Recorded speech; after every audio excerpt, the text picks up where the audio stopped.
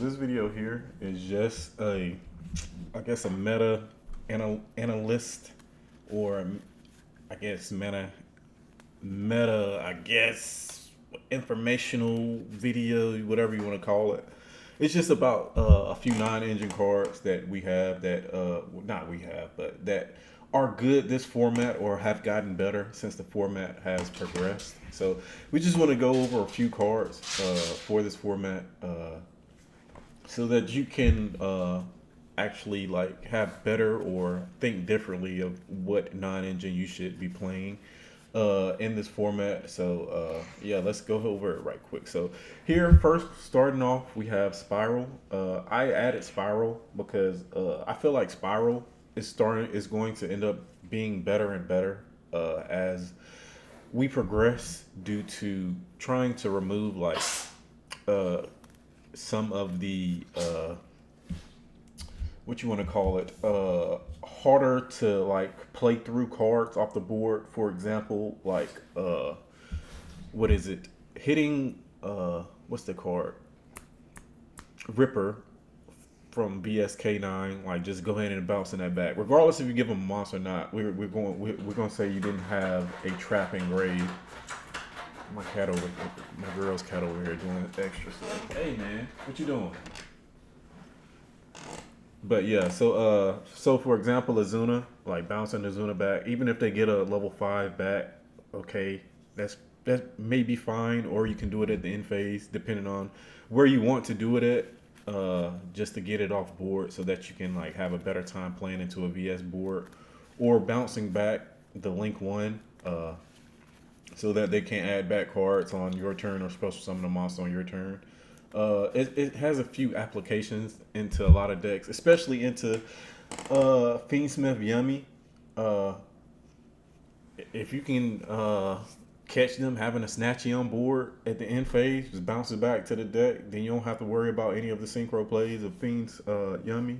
Or if you uh, bounce back their Caesar to the deck, you don't have to worry about a Caesar anymore. So it really does have good applications. And branded, bounce back the, what's the card? Ecclesia the Black Dragon. As soon as they try to tag it out to summon, you just bounce that back. You can do that in Draco Tail as well. Bounce that back. It isn't as good in Draco Tail because bouncing back their fusions really don't matter that much. It's just bouncing back the Ecclesia the Black Dragon, and then sometimes just being able to have a chainable card when you're playing against Draco Tail, so that you can like chain block Gulamel's effect, or sometimes chain blocking other decks, well, or like activating cards so that they don't get their effect to like chain to their own card, which could be really good playing against like a Zaylin. If you chain a card, bounce that back to deck.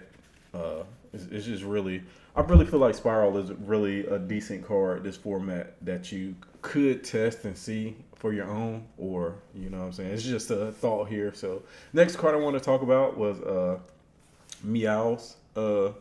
So people are like starting to like side most of the chummies like Fua and Perulia, due to wanting to have like better drawable cards and like actually stopping them instead of just getting draws from them. But I believe our deck specifically do a lot better when we have multiple cards and breaking boards. So I feel like playing the chummies or the charmies are a lot stronger for us, especially so that because when you're playing a tier 2 deck, the more cards you have, or a rogue deck, the more cards you have, the more chance you have to like actually beat a meta deck. So I feel like the way the format has gone, we've seen a lot more Yummy, we've seen a lot more Fiendsmith, we've seen a lot more Mitsurugi, we've seen a lot more decks that special summon a lot from the grave or banish, a lot more Malice. Well, Malice has always been around. So having a card like Meows to side for those matchups where you usually don't have too much to side for, especially like Malice and then like Mitsurugi, because Mitsurugi is a hard deck for our deck to beat because of the discarding and the trap to make you destroy a card in hand. Like those two effects by itself make the deck just hard. The blow up is just the icing on top, but the losing cards from your hand is what hinders us a lot of time from beating like a pure Mitsu board with just the Mitsu cards itself.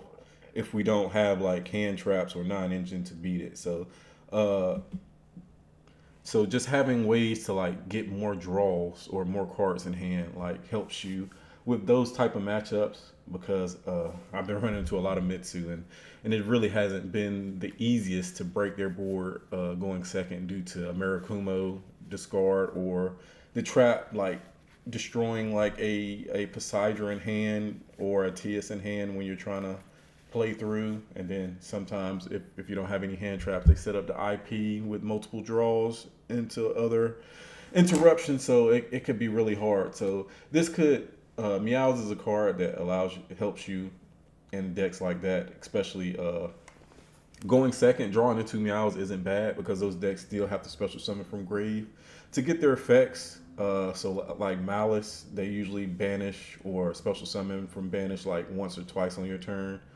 We have Yummy, we have Fiendsmith, we have uh, Mitsurugi.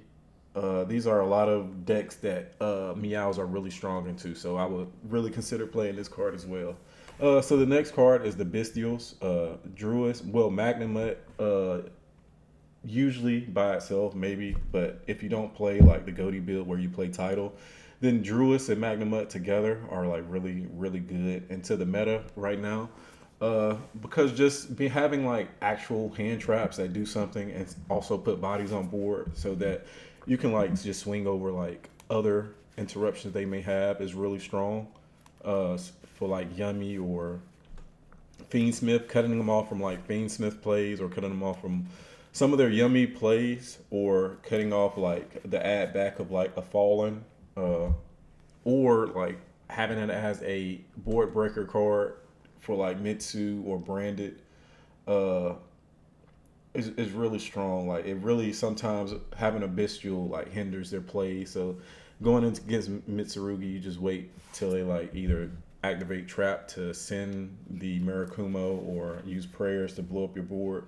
And you just go ahead and just banish the Mirakumo from grave, which makes the the match a lot easier. Just getting rid of the Mirakumo right off the bat really helps. And then like stopping your opponent from going into Fiendsmith plays is really strong also, as well. To have you have a better chance into the Yummy board because a lot of times if you know how to play against like pure Yummy, if you know how to play through their board, you have a good chance of breaking their board and then setting up your board. Uh, or just OTKing them due to being able to like protect your Silicanthe with like Pike. Once you get Pike on board, you can just play through just the Yummy interactions themselves a lot easier. It's just when they add the Caesar on top to where it just negates two summons that you really have a problem with. And then the last card I just wanted to talk about is Droplet. I find that Droplet is a really strong card. This format it's probably like one of the best non-engine cards that you can play in any well most decks. Because some decks you really need the card advantage like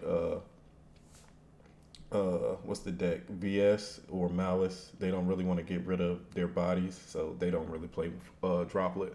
But like decks like I guess Yummy sometimes, Draco Tail, any other deck, Mitsu, any board breaker deck really, where you play a lot of spells. It really is a card that allows you to like help break a board, just chain multiple cards together and just Droplet, send all of them, and then negate everything on board basically. Is really, really strong. And then so in Mermail, just like summoning like a diva going into a board when they try to like chain it to stop it, you just get it off board with droplets. Or when you summon a Poseidra and then you just activate droplet, remove Poseidra to resolve the bounce, negate another card. Like these are really, really strong effects. Really strong effects that you want to go through. So having droplet to like get the card off board so that you can like dodge cards is really strong. It's something that Mermail misses a lot. Being able to like have a card to help you like dodge other cards from stopping you is really strong. So I really think Droplet is a really good non-engine piece that you could be playing this format. So yeah, that's the end of the video. I just wanted to come give y'all a little bit of information of what I've gathered so far. Haven't posted in a while, so I apologize for that. But other than that, I appreciate y'all watching. I'll see y'all in the next video.